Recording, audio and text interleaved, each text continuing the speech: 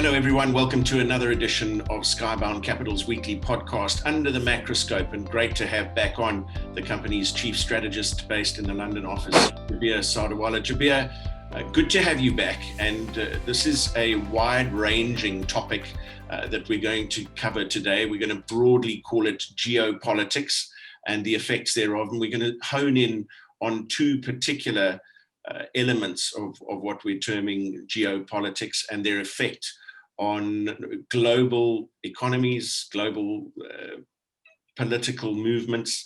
And the first of these, which has been in the news for many weeks now, the rise of the Taliban to power in Afghanistan, and that's wide-ranging effect. Yeah, so good morning, Matt. I mean, it's good to be back. And, I've been watching the Afghanistan situation now since it started, basically. So it's just over a month. I think it's about 5-6 weeks. And it's striking just how quickly, after over a decade of trying to defend Afghanistan, just how quickly it fell. And really without that much fighting. I mean, it just went in seconds.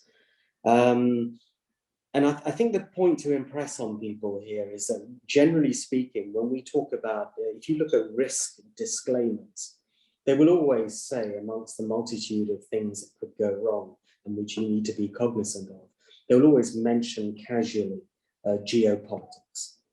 By that, it's mostly been taken as something that's possibly oil related, a refinery being blown up somewhere in the Middle East and affecting supply lines.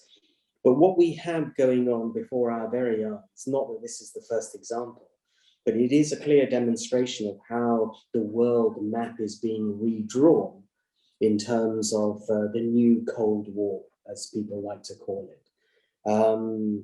The old Cold War was very clear. It was the Soviet Union versus, or the Warsaw Pact, as we knew it then, versus NATO. What we have today is essentially, broadly speaking, China versus the rest. It's a whole new line. And I think it's really important to understand that with Afghanistan, the complication here is around three different sets of interests. So first of all, you've got the Afghans themselves, under the new leadership now of the Taliban. And as we know, they're a bunch of hardliners. They've come into power, and now they've got to act quickly. Their survival rests on being able to deliver results in the short term. Otherwise, they will end up being toppled. And there are many in their own country who could actually do it. You've got the old Mujahideen, you've got the jihadis, you've got the rebels from the original government, a trained army, even though they didn't exactly stand up and fight. So the tide can turn quickly, we've seen that. So Afghanistan has to deliver quickly. It's a country rich in resources. It's got just about every resource under the sun. But it is financially bankrupt. It is in economic hardship. Its assets overseas have been frozen by the West, something to the tune of $10 billion. And it needs that money in order to actually get its economy going. There are reports of starvation in parts. So it's very difficult. Their ability to import things is proving extremely difficult, and inflation is rising. We've seen this in other areas, following Zimbabwe, we've had it in Argentina. Whenever you have a catastrophe, it leads to rampant inflation. So there's that issue from the Afghan point of view. They are willing to entertain talks with anyone, but their friends right now, in quote unquote, are limited. And who are those friends? Well, on their immediate neighbor is Pakistan, who has always had deep links into the Taliban for many years, even though they've always denied it. It's the world's worst kept secret. Pakistan has over 1.4 million Afghan refugees living in Pakistan. And the one thing it fears is that if Afghanistan becomes unstable under the Taliban, that could spill over into Pakistan, and that will be far worse than the refugee crisis they have right now. It will bring down Pakistan. And therein lies another interesting problem, because you have the third vested party there, and that's China. Now, China's interest is only in one thing, and that's the BRI program, the Belts and Road Initiative. And unfortunately, I didn't get a map ready for that, but if you look at that, it comprises land and maritime routes. And Afghanistan is crucial. So the Chinese already have with Pakistan a treaty called CPEC, which is China-Pakistan Economic Corridor. And they would dearly love to add to that Afghanistan. So the Chinese quandary here is, how do we ensure that BRI can be sustained, which means going into Afghanistan. Afghanistan, amongst other things, is rich in lithium, which obviously, as we know, is important for batteries. It's very important for batteries, particularly electric vehicles. And China wants to secure that supply.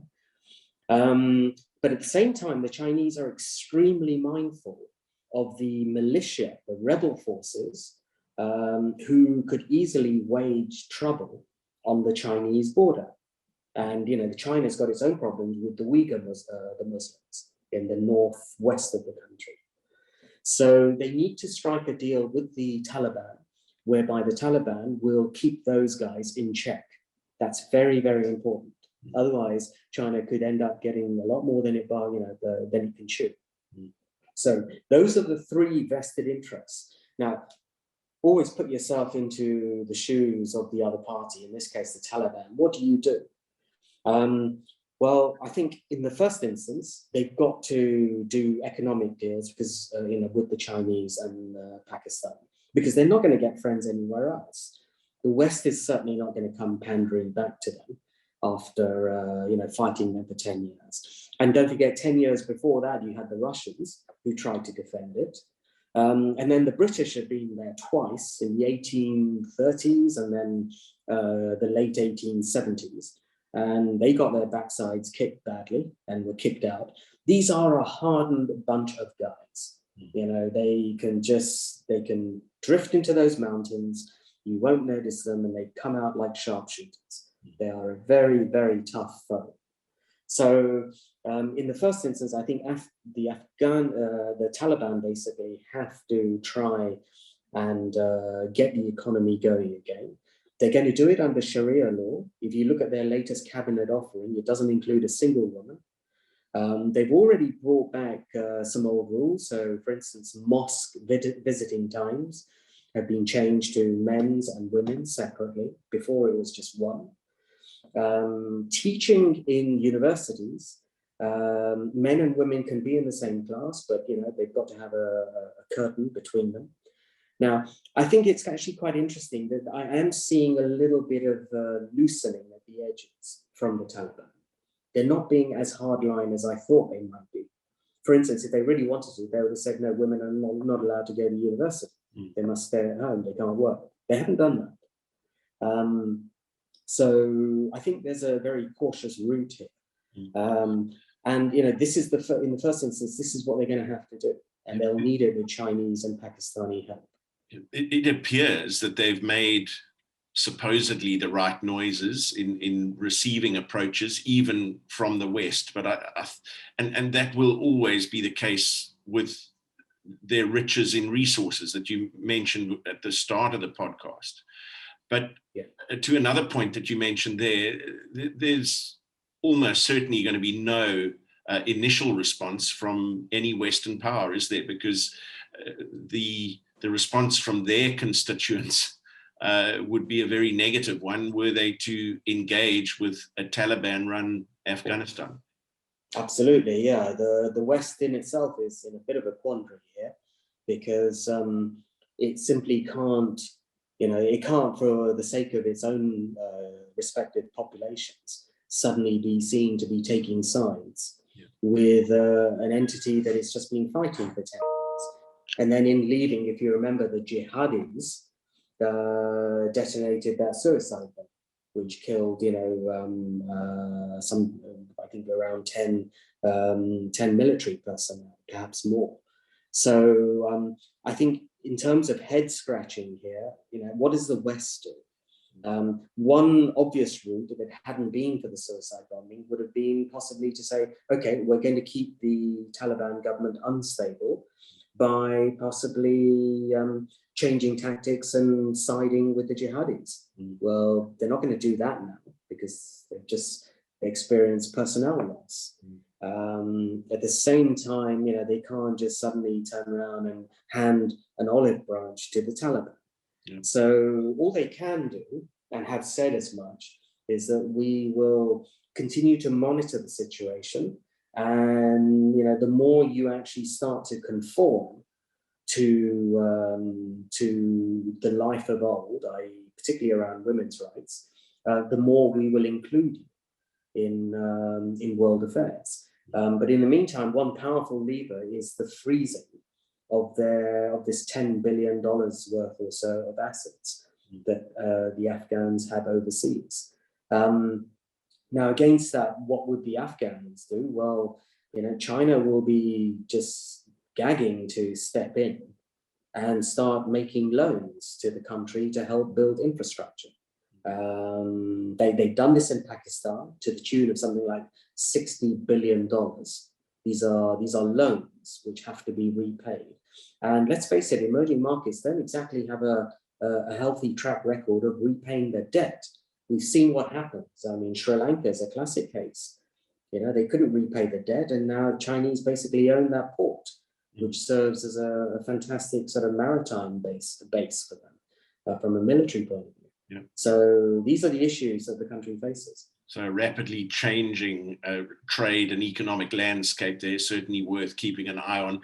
Let's go from on land, though, to undersea. I'm in Australia at the moment, and one of the dominant trends in the headlines has been around the AUKUS deal, the submarine deal reached between the US, the UK, and Australia, and that has caused ructions in many places. Massive, and I have to admit, I was surprised. As a point in passing, the likes of Nigel Farage have said that this is a Brexiteer's dream. I don't think it's necessary to bring in the Brexit story there, but let's just look at the facts. It came as a real shock and surprise to the French. So what you had was an agreement between the Australians and the French, for the French to build the Australians. I can't remember the exact number, but it was a very big contract, about 90 billion Aussie dollars worth of submarine vessels. Now, these are diesel submarines. Now, again, let's be clear, diesel submarines are out of date. They are 60 years old. They have many weak shortcomings. One of them is that every 24 hours they have to surface. And as soon as they surface, the enemy knows where they are. Okay, so, and you can go into a whole bunch of other things. A nuclear sub, by contrast, can stay underwater for ages. If you have enough food and water, it can stay underwater for years. It's so silent, it can't be detected. These things are lethal. So what's happened behind the scenes here is that the Americans, the Brits, and the Aussies have come to a new agreement, which means that they've scrapped the French deal. And the Aussies will now build, I believe it's in Adelaide, their own nuclear subs, and the UK and the US will transfer technology. That's a significant step, because in the past, that technology has always been guarded. Now, what have the French done in response? This is all to geopolitics. I think it's absolutely fascinating. So the French, and remember, they're tied into the EU.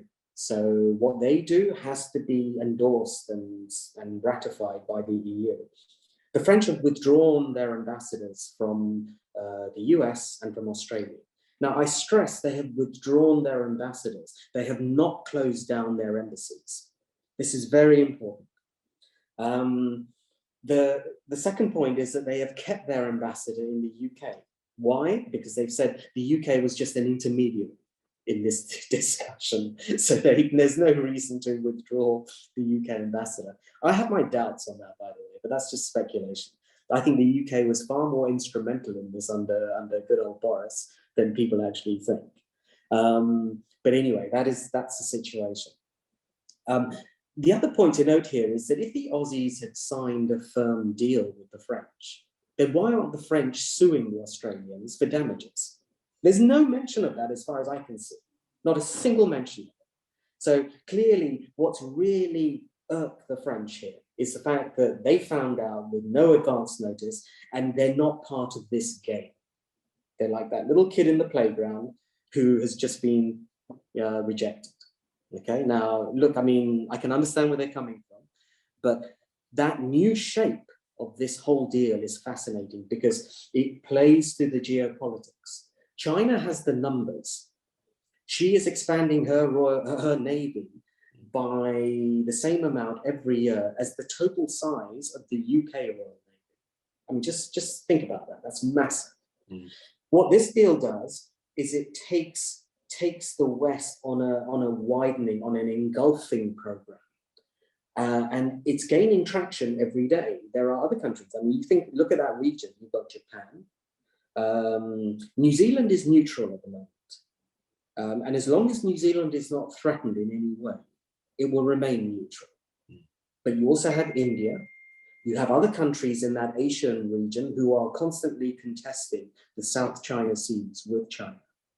So you can see how this could actually spread. So I do think that Beijing has been really irked, is quite irate by this new deal. But where does that leave the EU as well? This is the other issue now, because there is a trade deal or discussion that was supposed to be going on, not just between the Aussies and the EU, which has apparently now been, it's been indicated that that's going to be delayed because the EU is going to assess the French situation and the French views on this. But there was also supposed to be a trade negotiation going on between the EU and the US. And that's now being questioned, what happens here? And meanwhile, the French foreign minister, I think just yesterday or possibly the day before, said that, the UK must now, would like to see the UK honour its deal on Northern Ireland and so on, which is the strongest sign yet that we could actually come out stronger in all of this, because they're opening the back door now for us to get Brexit properly sorted out. This has been dragging on now because of the Northern Ireland issue. It's just another example of world lines being redrawn, and the EU has to think about what it wants to do. Angela Merkel now is leaving the scene. She's going to be replaced by somebody. What policies do they have? We know Germany is a linchpin in the EU. So the world is changing fast. These new lines are being drawn up quickly. And dare I suggest in closing that those contracts with the French were therefore not watertight? Yeah, it's a good pun, but yes, correct. Sorry about that. Jabir, as always, fascinating listening to the extent of the research and the reading that you do on these topics and how they are shaping our sort of medium to long-term economic future. And we look forward to keeping an eye on both these topics in the geopolitical space as we move forward over the next weeks and months. Don't forget, you can download the Under the Macroscope podcast on Apple, Spotify, and the Google podcast platform for Android. And all past editions of Under the Macroscope are available on Skybound Capital's website at www.skyboundcapital.com. Our thanks once again to Jabir Sadawala in London. And until next time on Under the Macroscope, have a great week.